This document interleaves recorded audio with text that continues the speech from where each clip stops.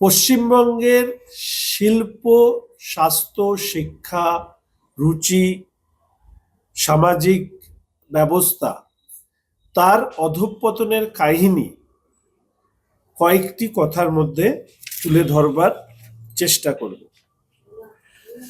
আপনারা প্রায় প্রত্যেকেই জানেন যে সিঙ্গুরে মাননীয় মুখ্যমন্ত্রী টাটার কারখানা চলে যাওয়ার পরে সেখানে সর্ষের বীজ ছড়িয়েছিলেন। আর তারপর থেকে পশ্চিমবঙ্গে শিল্পের ক্ষেত্রে মানুষ সর্ষে ফুল দেখছে চোখে। তৃণমূল কংগ্রেস ক্ষমতায় আসবার পরে এই রাজ্যের মোট ঋণ ছিল 2 লক্ষ কোটি টাকার আশপাশে, আর আজকে তা বেড়ে দাঁড়িয়েছে 7.71 লক্ষ কোটি টাকা। অর্থাৎ 14 বছরের ঋণ বৃদ্ধি হয়েছে 305%। স্বাধীনতার পরবর্তী থেকে 2011 অবধি 2 লক্ষ কোটি টাকার ঋণ, আর মাত্র 14-15 বছর এই সময়কালে ঋণের যে বৃদ্ধি সেটা 5 লক্ষ কোটি টাকার উপরে। আশা করি পশ্চিমবঙ্গের মানুষ এটা বুঝতে পারছে যে কতখানি ঋণ ভারে জর্জরিত এই সরকার। মাথাপিছু ঋণ 22,570 টাকার থেকে বেড়ে 76,766 টাকায় পরিণত হয়েছে বাংলায়। আপনারা জানেন, আমি যেটা দিয়ে শুরু করেছিলাম, যে সিঙ্গুরের টাটাকে তাড়িয়ে মমতা ব্যানার্জি যে ট্রেন সেট করেছিল তা ঠিক কতখানি প্রভাব আমাদের রাজ্যে পড়েছে। ভারতের ইন্ডাস্ট্রিয়াল এন্টারপ্রেনার মেমোরেন্ডাম IEM ফাইলের সংখ্যায় মাত্র 2-3% আবেদন হচ্ছে পশ্চিমবঙ্গে, আর মহারাষ্ট্রে যদি তুলনা করি সেটা 20%, গুজরাটে 15-16%। ইন্ডাস্ট্রিয়াল এন্টারপ্রেনার মেমোরেন্ডাম মানে কি? মানে হচ্ছে সরকারের কাছে আবেদন করছে যে তারা শিল্প করতে চায়, এরপরে আবেদনের পরে শিল্পের বাস্তবায়ন সেটাও আবার আরেকটা পর্যায়ে আছে।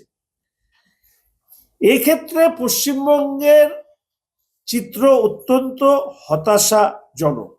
একটা তথ্য এই প্রসঙ্গে আপনাদেরকে দিয়ে রাখি যে বাংলা থেকে ইতিমধ্যেই পাততাড়ি গুটিয়েছে 6,688টি কোম্পানি। তার মধ্যে মহারাষ্ট্রে স্থানান্তরিত হয়েছে 1,308টি, দিল্লিতে 1,297টি, গুজরাটে 423টি। কলকারখানা বিহার, উত্তরপ্রদেশের দিকে চলে যাওয়ার একটা বড় কারণ হচ্ছে যে উত্তরবঙ্গের যে কলকারখানা তার বাজার মূলত হচ্ছে বিহার এবং উত্তরপ্রদেশে, এবং উত্তরবঙ্গ সহ পশ্চিমবঙ্গে শিল্পপতিদের উৎসাহ ভাতা হিসাবে 59 লাখ রুপিস যেরকম বাকি বিদ্যুৎ সহ পরিকাঠামো ভর্তুকি পশ্চিমবঙ্গ সরকার এগুলো দিচ্ছে না বলে আজকে সারা পশ্চিমবঙ্গের পাশাপাশি উত্তরবঙ্গ থেকেও শিল্পপতিরা তারা এখান থেকে শিল্প তুলে নিয়ে বিহার এবং উত্তরপ্রদেশের মতন জায়গায় চলে যাচ্ছে। 2%।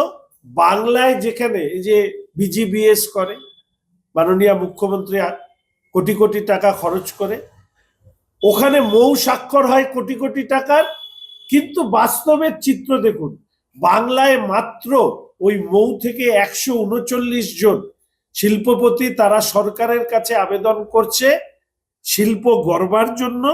মহারাষ্ট্রের ক্ষেত্রে সেটা 1,207টি, গুজরাটের ক্ষেত্রে 927টি, উত্তরপ্রদেশের ক্ষেত্রে 380টি।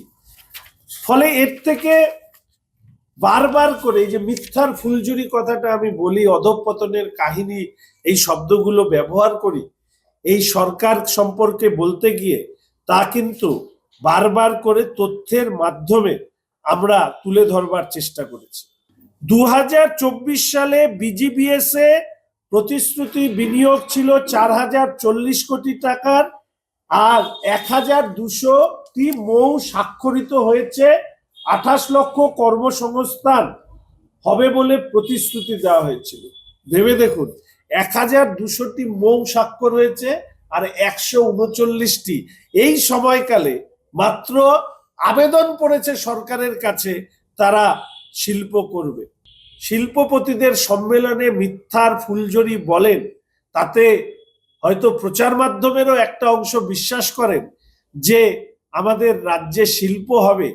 আর দুর্ভাগ্যবশত নিশ্চিতভাবে এই সময়কালে এসআইআর হয়েছে।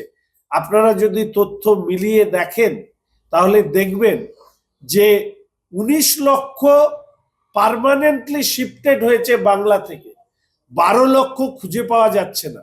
অর্থাৎ এই যে 31 লক্ষ, এই 31 লক্ষের মধ্যে আমরা যদি প্রথম পর্যায়ের 19 লক্ষতে খুঁজি, সেখানে যেরকম মেধাবী ছাত্রছাত্রী, পেশাদার ব্যক্তি তারা যেরকম বাংলা ছাড়ছে, ঠিক তার সাথে সাথে শিল্পপতিরাও বাংলা থেকে ছাড়ছে বলে আমাদের মনে হয়েছে।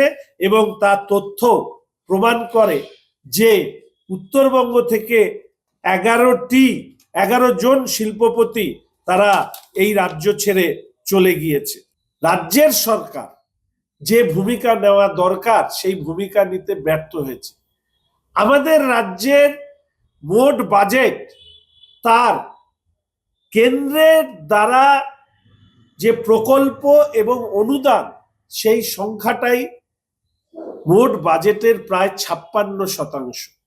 অর্থাৎ এই রাজ্যের বাজেট মূলত নির্ভরশীল কেন্দ্রীয় প্রকল্প এবং অনুদানের উপর।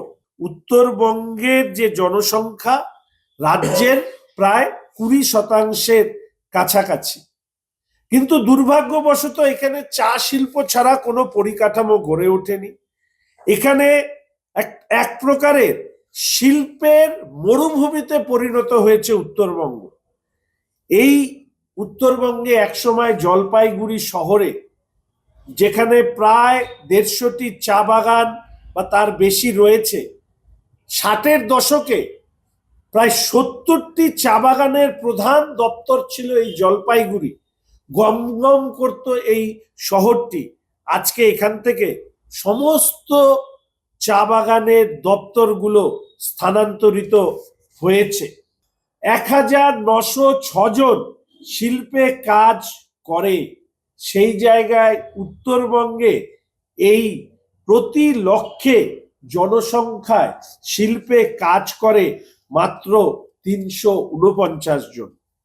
রাজ্যের মোট শিল্প শ্রমিকের 95% দক্ষিণবঙ্গে থাকেন, 5% শিল্প শ্রমিক উত্তরবঙ্গের। আমাদের এখানে সেক্টর 5 বা রাজারহাটের মতন জায়গা তৈরি হয়নি, যেখানে কম্পিউটার যে সমস্ত সংস্থাগুলো আছে তারা এখানে এসে আইটি হাবও গড়ে তোলেনি। হেভি ইন্ডাস্ট্রির ক্ষেত্রে বা আইটি ইন্ডাস্ট্রি ছাড়াও ফার্মাসিউটিক্যাল ইন্ডাস্ট্রি গড়বার ক্ষেত্রে বা কম্পিউটার হার্ডওয়্যার ইন্ডাস্ট্রি গড়বার ক্ষেত্রে এই রাজ্যের সরকার যত্নবান হলে অন্তত উত্তরবঙ্গ শিল্পের মরুভূমিতে পরিণত হতো না। আমাদের ডাবগ্রাম ইন্ডাস্ট্রিয়াল স্টেটে যদি যান, সেখানকার অবস্থা দেখলে আপনাদের চোখে জল আসবে। ফলে কুচবিহার যান, আলিপুর যান, এসজেডি এর নিয়ন্ত্রণাধীন শিল্প তালুক বলুন, উত্তরবঙ্গের শিল্প তালুক, সেখানে একরের পর একর জমি খালি পড়ে আছে, অথচ শিল্পপতিরা এখানে আসছে না। তার একটাই কারণ যে এখানে শিল্পের পরিকাঠামো, শিল্পের বাজার এবং সরকারের পক্ষ থেকে শিল্পের জন্য যে প্রয়োজনীয় সহযোগিতা তা না দেওয়ার কারণে এই সমস্যা হচ্ছে। এবং সেই সময়কার যে মেজর ইন্ডাস্ট্রি, চা বাগান, কাঠকল, প্লাইউড, কিছু পাট শিল্প, আজ তা প্রায় প্রত্যেকেই ধুঁকছে। এবং এই কারণেই আজকে আমাদের বলতে বাধ্য হচ্ছি যে পশ্চিমবঙ্গের অধঃপতনের কাহিনীর সাথে সাথে উত্তরবঙ্গের যে শিল্পের মরুভূমিতে পরিণত হয়েছে তার জন্য এই রাজ্যের সরকার, মাননীয় মুখ্যমন্ত্রী তারা দায়ী, এবং উত্তরবঙ্গের প্রতি যে তাদের বঞ্চনা সেটা কিন্তু ছত্রে ছত্রে ফুটে উঠেছে।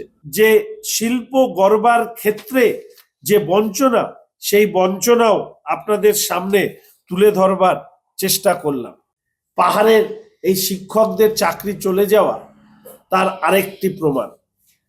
ওপর পাহাড়ের শিক্ষক, সমতলের শিক্ষক চাকরি চলে গিয়ে রাস্তায় বসছে, বিক্ষোভ দেখাচ্ছে। আমি জানি না যে এর পরেও কেউ এই সরকারের কাছে কিছু প্রত্যাশা করেন কিনা।